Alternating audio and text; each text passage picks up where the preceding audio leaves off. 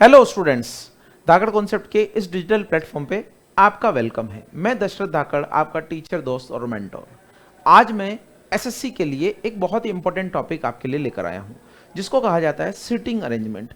हालांकि ये topic railway में भी आता है, जो भी सेंट्रल गवर्नमेंट के वनडे एग्जाम से वहां पर भी आता है, तो बहुत इंपॉर्टेंट टॉपिक है। उसका बेसिक समझते हैं और इससे रिलेटेड कुछ क्वेश्चंस करेंगे ताकि आपको ये पर्सपेक्टिव मिल पाए कि इस तरीके के क्वेश्चंस को कैसे सॉल्व किया जाता है। सबसे पहले आप ये समझिएगा कि सीटिंग अरेंजमेंट जो है इसको पजल्स भी बोला जाता है। इसमें एक थोड़ा सा डिफरेंस है, लेकिन वो टेक्निकल डिफरेंस है, उसको हमारे 1-2 नंबर के क्वेश्चन के समय नहीं खराब करते हुए आप ये मान लीजिए कि seating arrangement is specifically similar to puzzle. अब दूसरी चीज क्या है, ये कई तरह का होता है। जैसे आपका लाइन अरेंजमेंट भी आ सकता है, लाइन बेस्ड, यानी एक लाइन में 4 लोग बैठे हैं, ऐसे 1 2 3 4 5 इस तरीके से आ सकता है। दूसरा आपका ये ऐसे भी आ सकता है सर्कुलर का मतलब होता है कि आपको सर्कल बेस या सर्कुलर बेस आता है, जिसमें एक सर्कल में केंद्र की ओर मुंह करे हुए 6 लोग बैठे, इस तरीके से भी 6 लोग बैठ सकते हैं। फिर आपका जो है ये फ्लोर बेस्ड भी आ सकता है। फ्लोर बेस्ड का मतलब हो गया कि आपको एक के ऊपर एक फ्लोर पे डब्बे रखे हैं या 5 मंजिलों में 5 लोग रहते हैं, तो आपका जैसे मान लीजिए नीचे वाला 1 number floor, 2 number floor, 3 number, 4 number, 5 number floor, इस तरीके के उसमें भी आ सकता है। और आपका एक चौथा टाइप भी आ सकता है जिसको मिसलेनियस या मिक्स्ड बोलते हैं। तो ये मिसलेनियस या मिक्स्ड में आपका क्या आएगा कि कोई स्पेसिफिक तरह की पजल नहीं आएगी। आप ये बोलेंगे कि 5 लोगों का जन्म हुआ है, उनमें से कौन बड़ा है कौन छोटा है, 5 लोगों की लंबाई का क्रम आ सकता है, उनकी ऊंचाई का क्रम आ सकता है, या फिर इस तरीके से ही आ सकता है कि 5 लोग हैं जिनको 5 अलग अलग तरीके के कलर पसंद है, तो उनमें से कौन किसको पसंद करता है। तो इस तरीके की पजल को हम कुछ क्वेश्चन सॉल्व करेंगे। उससे पहले हम ये देखते हैं कि हम इनको कैसे सॉल्व कर सकते हैं। जैसे एक फर्स्ट क्वेश्चन मैं आपके लिए लेता हूं, वो सॉल्व करके भी बताऊंगा, और इनसे रिलेटेड कुछ चीजें जो है मैं आपको जैसे जैसे पजल आएगी तो बताता भी जाऊंगा। तो सबसे पहले देखिए, ये एक क्वेश्चन है आपका कि यहां पर 5 लोग, इन सभी के वजन अलग अलग हैं। डी का वजन ए और ई से अधिक है और बी का वजन सी से कम है। आपको बताना है सबसे अधिक वजन किसका है। तो बहुत ही सिंपल है, क्योंकि ये अगर आप बैंकिंग से कंपेयर करेंगे तो बहुत ही आसान आता है, और वनडे एग्जाम में हमारा 1 या 2 नंबर हमेशा पक्के कर सकते हैं। इसमें कोई स्पेसिफिक रूल बेस्ड नहीं है, हर पजल दूसरी पजल से अलग होती है। इस टॉपिक को अगर आपको कॉन्कर करना है, इस टॉपिक को अगर आपको जीतना है, तो आपके पास एक ही समाधान है कि आप इसकी ज्यादा ज्यादा प्रैक्टिस करिए। कई सारी पजल्स हो सकती है जिनकी आप प्रैक्टिस करते रहिए। तो यह बोल रहा है कि डी का वजन ए और ई से ज्यादा है, तो देखो जो ज्यादा वजन है उसको हम ऊपर रख देते हैं, ए और ई से डी का वजन ज्यादा है, ठीक है। फिर बोला है तथा बी का वजन सी से कम है, लेकिन अब देखिए बी का वजन सी से कम है तो हमारे पास में तो है नहीं यहां पर, तो हम लिख देते हैं कि बी का वजन जो है किससे कम है, सी से कम है। फिर आपको बोला है जो, यहां पर इस पजल में सबसे बड़ी चीज है जो, इंग्लिश में बोलेंगे हु, यानी आपको बोला गया है कि हु किसके लिए यूज हुआ है, यानी ई से हल्का है। ई से हल्का कौन है, ई से हल्का सी है, ई से हल्का बी है। तो आप ध्यान रखिएगा, इंग्लिश में भी देख के कर सकते हैं कि हु का मतलब है जो इससे जस्ट पहले आ रहा है, यानी जो का मतलब है सी के बारे में बात हो रही है। तो सी जो है वो ई से हल्का है। अब सी अगर ई से हल्का है तो ई के तो नीचे ही आएगा और बी सी के नीचे आएगा। अब देखिए इन दोनों में कौन बड़ा है कौन छोटा है, ये कंफ्यूजन हो सकता है, लेकिन ये तो कंफर्म है कि ई के ऊपर ये लोग नहीं जा सकते और ये भी इसके ऊपर नहीं जा सकता है। तो सबसे बड़ा, सबसे जो ज्यादा वजन वाला व्यक्ति है वो तो कौन होगा, डी होगा। अब इस तरह के क्वेश्चन करने के लिए एक बेसिक रीजनिंग की जरूरत होती है, जिसके लिए बहुत सारे कॉन्सेप्ट समझने की जरूरत नहीं है, प्रैक्टिस की जरूरत है, और बार बार प्रैक्टिस करके आप ये कर सकते हैं। अगले क्वेश्चन अगर हम देखें तो आप देखिएगा, जैसे ये क्वेश्चन है। अब इस क्वेश्चन को हम थोड़ा समझ लेते हैं पहले। ये सर्कल वाले क्वेश्चन है। सर्कल वाले क्वेश्चन में क्या होगा कि आपको इस तरीके से सर्कल बनाना रहेगा, तो आप क्लियर सर्कल बनाइए। कई सारे लोग क्या करते हैं, इस तरीके से सर्कल बना लेते हैं। इस तरीके से सर्कल बनाने से इसके सामने ये है या ये है ये पता नहीं लगेगा। थोड़ा कंफ्यूजन भी रहेगा।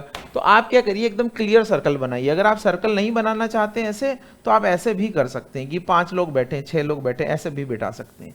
दूसरी चीज इसमें जो है, आपको लेफ्ट राइट का ध्यान रखना होता है। लेफ्ट राइट का मतलब ये कि जैसे मान लीजिए 6 लोग बैठे हैं और एल के लेफ्ट में सेकंड है एस, तो एल इसका लेफ्ट सेंटर में देखता है। आपकी ज्यादातर एसएससी की पजल में सेंटर में ही देखेगा, कभी कभी तो नहीं दिया होता है, तो वो पजल बनाने वाले ने भी ध्यान नहीं दिया होता है। वो सेंटर में मान के चलेंगे तो ही बनेगी, अदरवाइज नहीं बनेगी। हालांकि टेक्निकली वो गलत है, लेकिन वो पजल वाले को पता नहीं रहता है। तो एल के लेफ्ट में सेकंड एस है, मान लीजिए एल के लेफ्ट में सेकंड एस, तो यहां से तो कोई प्रॉब्लम नहीं होती है। लेकिन अगर आप गलती से एल को अगर यहां बिठा दोगे ना तो प्रॉब्लम हो जाएगी। एल को यहां बिठाओगे तो थोड़ा कंफ्यूजन हो सकता है। एल के लेफ्ट में सेकंड एस है, तो अब मुझे बताइए इस एल का लेफ्ट तो इधर आएगा और आपका लेफ्ट इधर है, तो आपको कई बार कंफ्यूजन हो सकता है बनाते समय कि एल के लेफ्ट में सेकंड एस इधर लिख दो। लेकिन अगर आप एस इधर लिखोगे तो गलत हो जाएगा। रीजन कि ये एल का लेफ्ट नहीं है, एल अंदर देख रहा है, तो एल का क्या है, राइट है। तो आपको एल का लेफ्ट बिठाना है, तो एस यहां बैठेगा। इसके अलावा हु वाला सेंटेंस जो मैंने दिया था वो यहां स्पेसिफिकली आता है। और कभी कभी हु की जगह एंड या बट भी आ सकता है। तो जैसे हु के लिए जस्ट पहले वाले व्यक्ति की बात होती है, ए और बी में से बी की बात होगी, वैसे ही एंड या बट यानी इसका हिंदी अर्थ होगा लेकिन और। लेकिन या और के केस में आपको ए और बी में से अगर चुनना है तो फिर ए की बात होगी। ये आपके आगे पजल में मैं आपको समझा दूंगा। इसके अलावा कोई कॉन्सेप्ट नहीं। 2 नंबर के प्रश्न आते हैं, बहुत ही आसान आते हैं। 4-5 बार अगर आप ये पजल बनाओगे और थोड़ी प्रैक्टिस कर लोगे तो आपसे भी होने लग जाएगा। तो चलिए ट्राई करते हैं। सिटिंग अरेंजमेंट, तो ये वाला जो मैंने आपको दिया था, देखिए 5 लड़के हैं और एक सर्कल में बैठे हैं, एक वृत्ताकार। अब जैसे इसमें सर्कल फेस किधर है ये दिया नहीं है, वो दिया नहीं है, तो इस पजल को आप सेंटर फेस मान के बनाओगे तो भी सेम आंसर आएगा, आउटर फेस मान के बनाओगे तो भी सेम ही आंसर आएगा। तो अब आप देखिए 5 लोग हैं तो मैंने बिठा दिया, ये 5 लोग बिठा दिए। लेकिन ये क्या है, इस तरीके से बोल नहीं रहा है। ये क्या बोल रहा है, ए का मुंह दक्षिण पश्चिम की ओर है। तो अब आप देखिए जब मैं सर्कल बनाऊंगा ना तो इसमें पहले से नहीं बिठा सकता, तो मैं क्या करूंगा, दक्षिण पश्चिम का मतलब आप इसको मान सकते हो ना, यहां से ये और ये, तो ये दक्षिण पश्चिम ये होता है। तो ए अगर अंदर देख रहा होगा तो दक्षिण पश्चिम की ओर देख रहा होगा, ऐसे ए का मुंह दक्षिण पश्चिम की ओर है और डी का मुंह दक्षिण पूर्व की ओर है। तो डी जो है वो ऐसे बैठेगा, यहाँ पे ऐसे फेस करके। तो डी का फेस जो है नॉर्थ, ये वाली साइड जो है ना ये हो जाएगी। आपको पता है ना ये तो कि ये नॉर्थ होता है, ये ईस्ट होता है, ये वेस्ट होता है, ये साउथ होता है। तो डी का अगर इधर मुंह करना है तो ऐसे बिठाना पड़ेगा, ये सॉरी उल्टा कर दिया मैंने, ये साउथ होता है, ये वेस्ट होता है। तो दक्षिण पूर्व तो ये दोनों होंगे, तो ऐसे मुंह करके बैठेगा वो। और अगर ए ऐसे बैठ रहा है साउथ वेस्ट यानी उत्तर दक्षिण पश्चिम ऐसे बैठेगा, तो यहाँ ए बैठ जाएगा इधर मुंह कर लेगा, यहाँ डी बैठ जाएगा इधर मुंह कर लेगा। इस तरीके से आपका है। फिर बोला जा रहा है बी और ई क्रमशः ए और डी के ठीक विपरीत है। अब ध्यान रखिए क्रमशः शब्द जब भी आता है, क्रमशः, यहां पजल जो है वो स्पेसिफिकली वर्ड्स का गेम है। किस तरीके से आपको वर्ड्स दिए जा रहे हैं और उन वर्ड्स के बेस पर पढ़ के आप सटीक अगर समझ लेंगे तो आपकी पजल बन जाएगी। तो रेस्पेक्टिवली का मतलब है कि जो पहले लिखा है उसके सामने पहला वाला व्यक्ति होगा और जो दूसरा लिखा है उसके सामने दूसरा वाला व्यक्ति होगा। यानी बी के सामने कौन होगा, ए, तो बी के सामने ए होगा तो बी यहां आ जाएगा, और डी के सामने ई होगा तो डी यहां आ जाएगा। ये दोनों बन गए। फिर C is equal distance between D and B, यानी सी जो है डी और बी के बीच समान दूरी पर है। तो डी और बी के बीच समान दूरी पर है, तो ये बैठ गया 5। और क्या, अब आपको बोला है in which direction C is facing, तो सी किस डायरेक्शन में, फिर यहां पर है, सॉरी सी किस डायरेक्शन में, तो सभी का फेस हम अगर ऐसे ही मान रहे तो सी की दिशा कौन सी हो जाएगी, पूर्व हो जाएगी।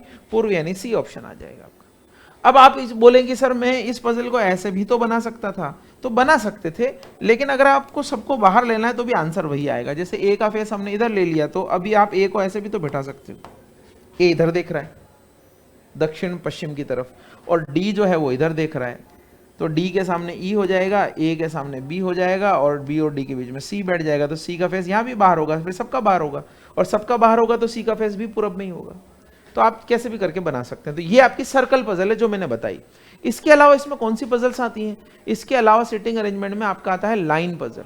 और लाइन पजल की खूबसूरती क्या है वो आप देखिए। लाइन पजल में स्पेसिफिकली आपको ध्यान रखना पड़ेगा कि आपको लाइन पजल में ये कॉटेज है, जैसे ये देखिए ये कॉटेज है, एम से क्यू तक, और M is to the right of N. अब आप देखिए यहां पर जब भी आपको बोला जाए ना, तो आप 5 कॉटेज है, मान लीजिए कितने कॉटेज है यहां पर आपको लिया है एम टू क्यू, तो अगर 5 कॉटेज है तो पहले मत बिठाइए पांचों कॉटेज को। इसमें एक ही कॉन्सेप्ट आपको ध्यान रखना है, कभी भी आप ये मत करिए कि पांचों कॉटेज को एक साथ हमने बिठा दिया। आप हमेशा ये करिए कि अगर एम के लेफ्ट में कोई है तो एम का लेफ्ट ही बिठाइए, 2 लोग ही बिठाइए, 3 लोग ही बिठाइए। जितने लोगों की इंफॉर्मेशन आपको दी जा रही है उतने लोगों को एक साथ आपको बिठाना है। तो ये बोल रहा है एम से लेकर क्यू तक ये अलग अलग कॉटेज है, एम एन के दाएं को है और क्यू ओ के बाएं तथा एम के दाएं को है। तो अब आप देखिए ये क्या बोल रहा है, इस लाइन से अगर बनाए, क्यू ओ के बाएं को है, एम के दाएं को है, क्यू ओ के तो बाएं को है, एम के दाएं को है, ऐसा बना सकते हैं, ओ के लेफ्ट में, एम के राइट में। और आपको दिया है एम जो है वो एन के राइट में है, एम जो है एन के राइट में, एन का राइट हो गया। और फिर बोला है एन पी के दाएं है, एन पी के दाएं है, बस इतनी से तो पजल है, पी के दाएं एन के दाएं एम, एम के दाएं क्यू, बन जाएगी। अब यहां पर कई लोग जो है फंस जाते हैं, वो बोलते हैं सर दाएं तो बोला है, बाएं बोला है, लेकिन एकदम बाएं नहीं बोला है ना, बाएं दूसरा भी तो हो सकता है, दाएं दूसरा भी हो सकता है। इतना दिमाग एसएससी के इसमें नहीं लगाना है, बहुत आसान रीजनिंग आती है आपको। अगर ऐसा करोगे तो पजल बनेगी नहीं आप, क्योंकि बाएं ये इसके बाएं, ये इसके बाएं, ये इसके बाएं, तो चारों लगातार ही होंगे, इसलिए ये सिंपल सी पजल बनेगी। आपको बोल रहा बाईं ओर से पहला कॉटेज कौन सा है, बाईं ओर से पहला कॉटेज ये है, कौन, पी। क्यों बाईं ओर से पहला कॉटेज पी है, क्योंकि ये वाली लेफ्ट साइड हो जाएगी और ये वाली क्या हो जाएगी, राइट साइड हो जाएगी। तो ये वाली पजल जो है आपके कई सारे अलग अलग एसएससी और रेलवे के एग्जाम में आती रहती है। चलिए हम आगे देखें, ये लेफ्ट साइड ये राइट साइड। तो आपको क्या करना है, जैसा मैंने सबसे पहले सिर्फ किसको बिठाया, मैंने जो है सबसे पहले सिर्फ और सिर्फ एम ओ और क्यू को बिठाया, फिर बाद में इनको बिठा दिया। वैसे ही आपको जितना इंफॉर्मेशन दी जाए उतना ही आप पहले करिएगा। चलिए नेक्स्ट क्वेश्चन की तरफ बढ़ते हैं। तो ये क्या है, ये एक और पजल है और इसमें आपको दिया एक वृत्ताकार मेज के चारों ओर बैठे, हालांकि हिंदी में थोड़ा है, यहाँ पे फेसिंग द सेंटर यहाँ तो दिया है हमें। फेसिंग द सेंटर का मतलब होता है कि चारों ओर केंद्र की ओर मुंह करके बैठे, केंद्र की ओर मुंह करके बैठे। तो अब आपको क्या बोला है, देखिए कितने लोग हैं, ये लोग हैं 3, 6 और एक 7 लोग हैं। अब 7 लोगों को बिठाना है तो चलिए 7 लोगों को बिठा देते हैं, 2, 4, 6 और 7वां कहीं भी बिठा दीजिए, कोई फर्क नहीं पड़ता है। यहां पर देखिए L seats between N and O, L जो है एन और ओ के बीच बैठा है, एल जो है एन और ओ के बीच बैठा है, तो ऐसे बैठ सकता है, एन इधर भी आ सकता है, एन इधर भी आ सकता है। K is third to the left of O, K O के लेफ्ट में थर्ड है तो ओ को बना देते हैं, 1, 2, 3, ओ के लेफ्ट में थर्ड हो गया। अब आप देखिए यहां पर ये थोड़ी सी टफ पजल है, तो थोड़ी सी टफ पजल है तो आपको 2 सिचुएशन बन रही है, क्या बन रही है कि के ओ के लेफ्ट में थर्ड टू द सॉरी के जो है वो ओ के लेफ्ट में थर्ड है, यहां तो हो गया हमारा। लेकिन ये बोल रहा है कि एल एन और ओ के बीच में है, तो ओ यहां है तो एन यहां आ सकता है, तो एन और ओ के बीच में एल आ जाए, और एन यहां भी आ सकता है तो एन और ओ के बीच में एल आ जाए। अब 2 केस बन रहे तो आपको इस तरीके की पजल में ज्यादा सोचना नहीं है, आपको 2 केस बना देने। 2 केस कैसे बना देने, देखिए उससे हमारी पजल जो है ना बहुत आसानी से सॉल्व हो जाएगी। ओ और के तो फिक्स है, अब ओ और एन के बीच में कौन आना चाहिए, एल आना चाहिए, तो ओ और एन के बीच में एल आ सकता है, ऐसे एक पजल तो ये बन जाएगी। और एक इस साइड भी आ सकता है कि ओ और एन के बीच में कौन आ सकता है, एल आ सकता है, तो ओ और एन के बीच में एल, ओ और एन के बीच में एल। आप आगे पढ़ेंगे तो एक बन ही जाएगी। अब आप आगे देखिएगा कि Q is second to the left of M, who is to the left of P। ये बोल रहा है कि Q M के लेफ्ट में दूसरा है, ठीक है, Q M के लेफ्ट में दूसरा है, जो P के तुरंत बाएं है। तो देखो M के लेफ्ट में दूसरा Q कहां हो सकता है, इस वाली पजल में तो M के लेफ्ट में 7 लोग हैं ना, 7 लोग हैं तो 7वां व्यक्ति जो आप यहां बिठा दीजिए, मान लीजिए 7वां व्यक्ति जो है ना आप ऐसे बिठा लीजिए, यहां इसमें यहां बिठा लीजिए और इसमें यहां बिठा लीजिए। कहीं पे भी आप पहले भी बना सकते थे, ये वो कोई प्रॉब्लम नहीं है, आप किधर भी बिठा सकते हैं, कोई इशू नहीं है इसका। आप क्या करिए, एक काम करिए, पहले से ही बना दीजिए इसको, ज़्यादा ठीक रहेगा। ये 7वां व्यक्ति जो है ना इस पजल में भी यहीं बना दीजिए, वो कहीं पे बिठा सकते हैं लेकिन वो पहले ही मार्क करना पड़ेगा आपको, जब पजल शुरू नहीं कर रहे हो तभी मार्क करना पड़ेगा। 1 2 3 के हो गया, और ओ और एन के बीच में कौन बैठेगा, एल बैठेगा। तो अब ये क्या बोल रहा है, एम के लेफ्ट में दूसरे स्थान पर है क्यू, m के लेफ्ट में दूसरे स्थान पर q है, तो मान लेते हैं कि यहां पर m बैठ जाए, m के लेफ्ट में दूसरे स्थान पर q आ जाए, यही बन सकता है, इसके अलावा तो कोई बन नहीं सकता क्योंकि ये चारों लगातार है। तो m के लेफ्ट में दूसरे स्थान पर q तो आ जाएगा, प्रॉब्लम नहीं है।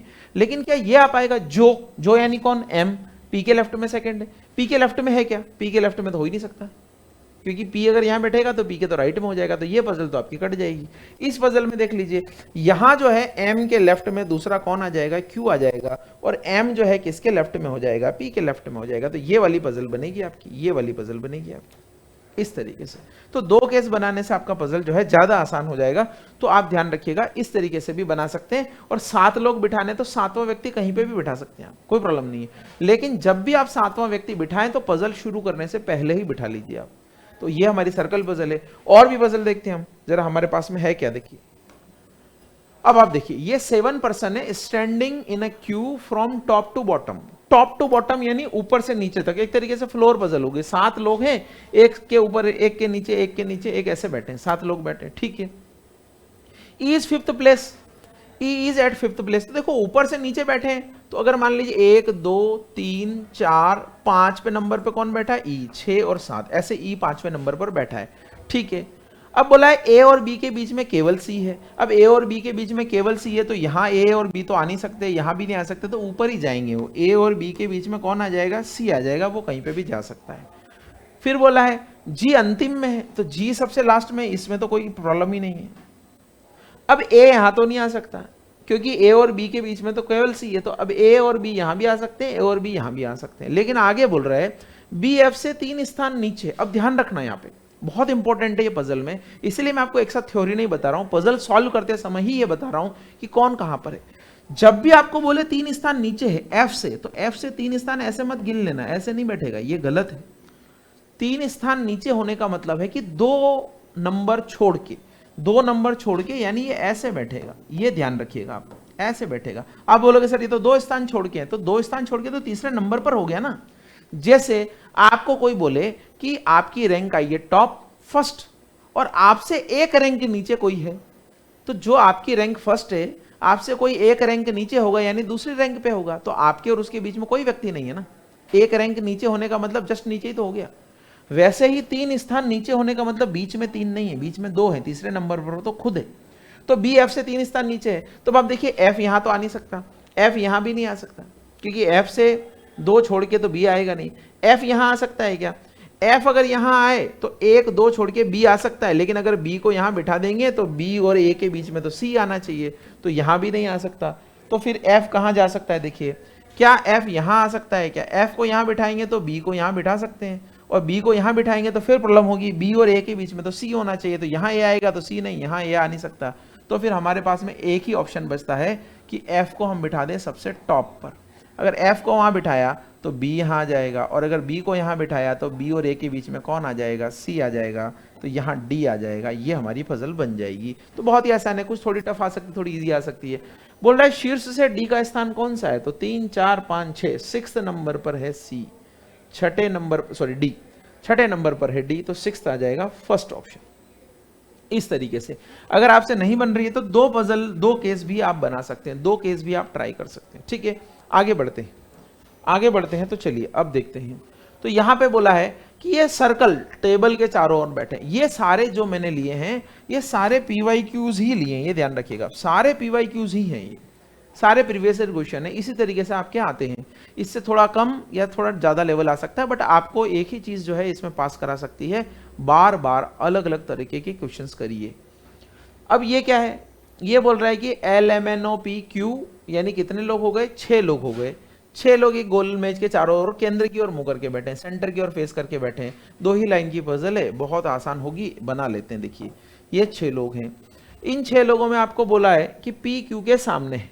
अब P अगर Q के सामने है तो आप कहीं पे भी बना सकते हैं, ऐसे भी बना सकते हैं, ऐसे भी बना सकते हैं, ऐसे भी बना सकते हैं, किसी से बना सकते हैं। Q L के बाएं को है, Q L के बाएं को है तो आप L को यहां बैठा सकते हैं, बाएं को दूसरा तीसरा कुछ बोला नहीं, तो L के बाएं को है तो एक बार मैं ऐसे मान के बना लेता हूं, L यहां भी आएगा तो भी बाएं को होगा, लेकिन ये SSC वाला थोड़ा कंफ्यूज करने के लिए बोल नहीं रहा है कि एकदम बाएं है कि क्या बाएं, तो वो बनेगी, इसके बिना बनेगी नहीं। वो क्या बोल रहा है, वो N का पड़ोसी नहीं है, ठीक है, और N जो है L के सामने है, N जो है L के सामने है, तो देखो N L के सामने हो जाएगा, और एन ओ का पड़ोसी नहीं है तो ओ यहाँ आ जाएगा, ओ यहाँ आएगा तो जो बचा, कौन बचा, आर बचा, क्या एल एम एम बचा।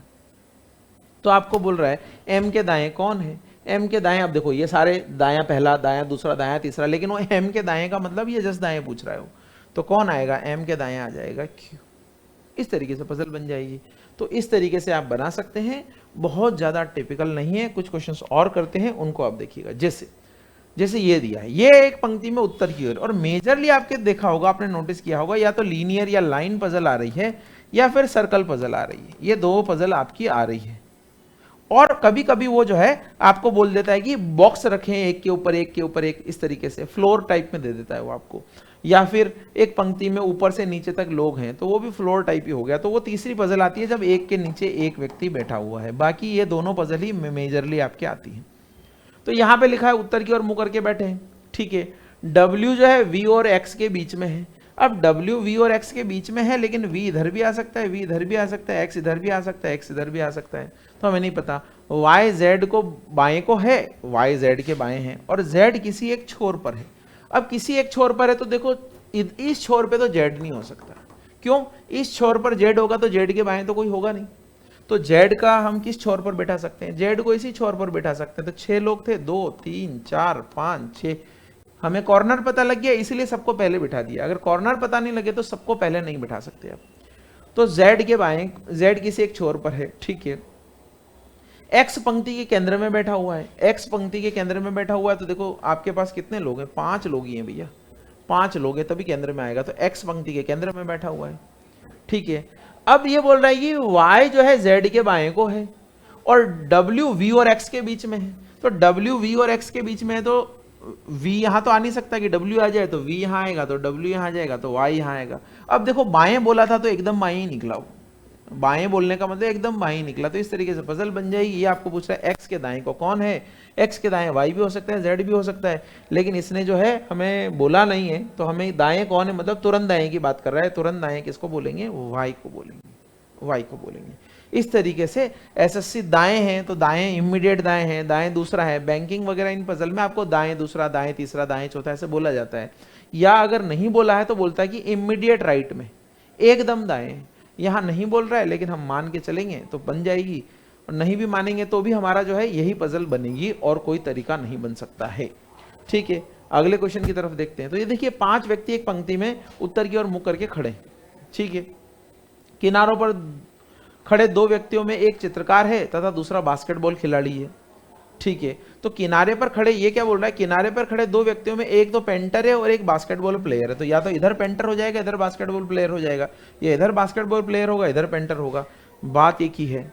फिर बोला वकील छात्र के दाएं को खड़ा है, ठीक है, और नर्तक बास्केटबॉल वाले खिलाड़ी के बाएं को खड़ा है। तो जो डांसर है ना, डांसर जो है बास्केटबॉल प्लेयर के लेफ्ट में है। अब बास्केटबॉल वाले प्लेयर के लेफ्ट में है तो बास्केटबॉल वाला प्लेयर इधर नहीं आ सकता ना, क्योंकि उत्तर की ओर देखेगा तो ये तो सबसे कॉर्नर पे आ जाएगा, और सबसे कॉर्नर पे आएगा तो बास्केटबॉल वाले प्लेयर के लेफ्ट में नहीं आ सकता। तो इसका मतलब हो गया कि बास्केटबॉल वाला प्लेयर तो इधर ही आएगा, और अगर बास्केटबॉल वाला प्लेयर इधर आएगा तो दोनों कॉर्नर पर कौन बैठा है? एक तो पेंटर और एक बास्केटबॉल चित्रकार, तो यहाँ पेंटर आ जाएगा। और अगर यहाँ पेंटर आएगा तो 2 लोग तो ये हो गए, बीच में कितने लोग हैं? 3 ही तो लोग हैं, तीनों बिठा दिए।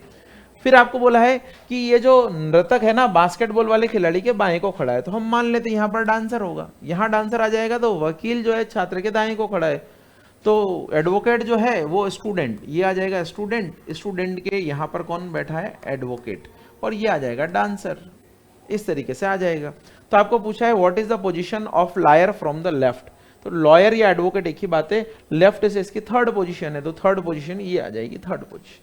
इस तरीके से ये पजल्स जो हैं आपकी बन सकती हैं, सिटिंग अरेंजमेंट इस तरीके से बन सकता है। कुछ स्पेसिफिकली ऐसा ट्रिक नहीं है, बहुत जनरल से ही क्वेश्चन आते हैं आपके। और देख लेते हैं, अभी जैसे देखिए ये थोड़ा बड़ा क्वेश्चन लेते हैं हम, मान लीजिए इस तरीके से बड़ा क्वेश्चन भी आ सकता है।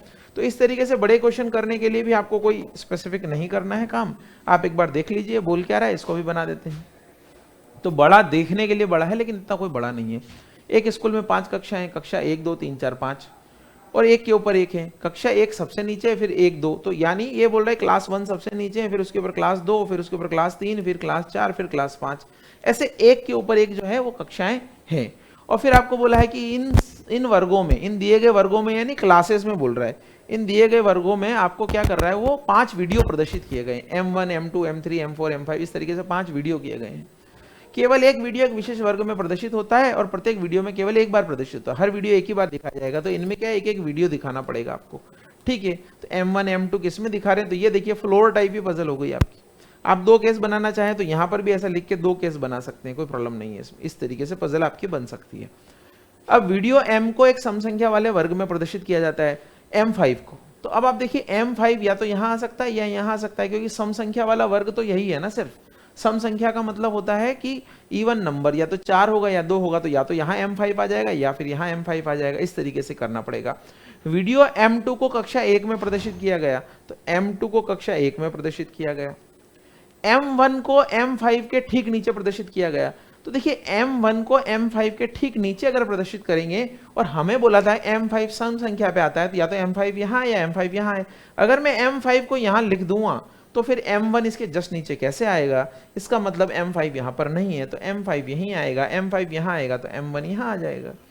और फिर आपको बोला है कि M4 को किसी भी सम संख्या वाले वर्ग में प्रदर्शित नहीं किया गया है। M4 सम संख्या वाले वर्ग में नहीं होगा तो M4 यहाँ होगा, और M4 यहाँ होगा तो यहाँ M3 होगा। इस तरीके से जनरल पजल बन जाएगी, लेकिन क्वेश्चन थोड़ा टफ है, ये एग्जाम में गलती भी होती है, ध्यान रखिएगा। ये बोल रहा है कौन सा कथन सही नहीं है। अब कौन सा कथन सही नहीं है, only one video displayed after M1, M1 के बाद में एक ही वीडियो तो बताया जाता है, बिल्कुल सही है। आफ्टर M3, सॉरी, M3 के बाद में एक ही वीडियो बताया जाता है, ये सही है, सही है, लेकिन हमारा आंसर नहीं है, क्योंकि उसने बोला कौन सा गलत है। Only 2 videos are displayed after M1, M1 के बाद में 2 वीडियो, ये भी सही है, M1 के बाद में 2 वीडियो है। फिर बोला only 1 video is displayed between M2 M5, M2 और M5 के बीच में एक ही वीडियो है क्या, देखो M2 और M5 के बीच में तो 2 वीडियो है। ये बोल रहा है कि ओनली 1 वीडियो, केवल एक वीडियो है M2 और M5 के बीच में, जबकि 2 वीडियो, तो ये गलत है, जो गलत है वही हमारा आंसर है। M1 को M3 और M5 के बीच में प्रदर्शित किया जाता है, M1 को M3 M5 के बीच में प्रदर्शित किया जाता है, ये भी सही है, तो ये आपका गलत हुआ। तो आपने देखा कितनी आसानी से हम इन पजल्स को कर सकते हैं। आप जब भी ये वीडियो आपको करना है, आपको जब भी ऐसे वीडियो आते हैं तो आप उसको पॉज करके सॉल्व करने का ट्राई करिए। इस वीडियो में भी आप जो पजल आप देख रहे हैं, तो मान लीजिए आपने वीडियो देख लिया, आपको समझ में आया, आप इनको एक एक पॉज करके सॉल्व करिए। जब आपको हो जाता है तो इन क्वेश्चन आंसर से आप मैच भी कर सकते हैं, या आपका क्वेश्चन आंसर भी वही आ रहा, आंसर वही आ रहा है क्या। अगर आप पॉज करके करेंगे तो आपकी प्रैक्टिस होगी, आपको पता लगेगा कि आप कौन से लेवल पर आते हैं। ऐसे ही अगले वीडियो के लिए आप इंतजार करिएगा, हमारे चैनल सब्सक्राइब कर लीजिए ताकि आपको नोटिफिकेशंस आते रहें। कई सारे ऐसे वीडियोस भी हम और लाते रहेंगे, सिटिंग अरेंजमेंट से रिलेटेड, एसएससी के और भी जो टॉपिक्स हैं, रेलवे के और भी टॉपिक्स हैं, इस चैनल पर आते रहेंगे। मिलते हैं अगले वीडियो में, थैंक यू सो मच।